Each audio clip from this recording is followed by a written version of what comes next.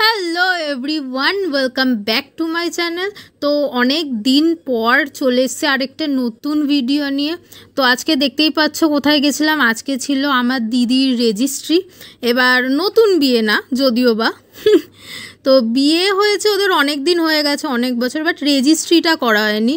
তো তার জন্য অফিসিয়ালি রেজিস্ট্রি করানোর জন্য আমরা পৌঁছে গেছি ওখানে। আর আমি গেছিলাম সাক্ষী হিসাবে। তো এই যে দেখো গেছি, আর ওখানে দেখছি মা আবার ওদের দুজনকে একটা গেঞ্জি মানে শার্ট দিয়েছে, আর দিদিকে একটা কুর্তি দিয়েছে। যাই হোক, সেটা মা দিয়েছে। তো এই যে আমরা বসেছিলাম, কারণ আমাদের যেতে একটু দেরি হয়ে গেছিলো, ওরা চলে এসেছিলো। এবার আমাদের যেতে একটু দেরি হয়ে গেছিলো, ওর জন্য যে করাবে মানে যে অ্যাডভোকেট সে বেরিয়ে গেছিলো। তো তার জন্য গিয়ে বসেই রয়েছি।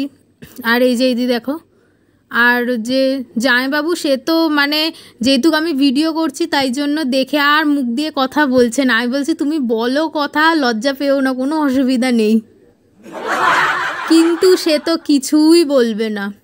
আর এই যে কোনায় দেখো আমি বেচারি বসে রয়েছি বলদের মতো মুখ করে। আর তারপরে ওই যে দেখো উনি চলে এসছে, আর তারপরে রেজিস্ট্রির যা সব নিয়মকানুন সেগুলো হলো, দেখতে থাকো।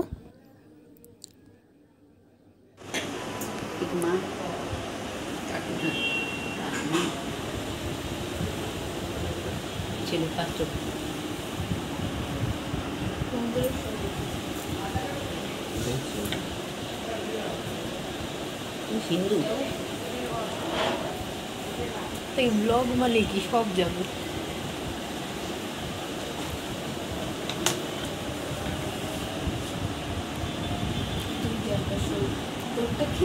টাইটেল চেঞ্জ করবে না তো?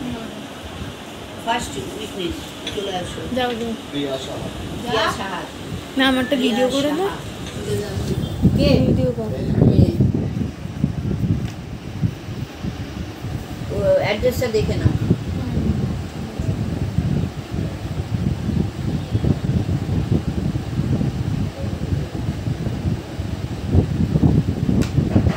তারপরে অ্যাড্রেস দেখুন।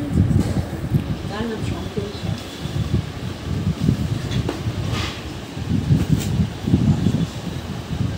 তারপর মনে আছে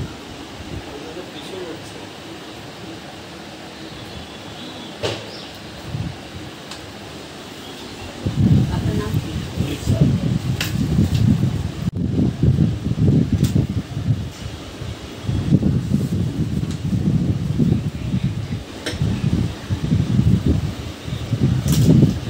মাসি মাসি।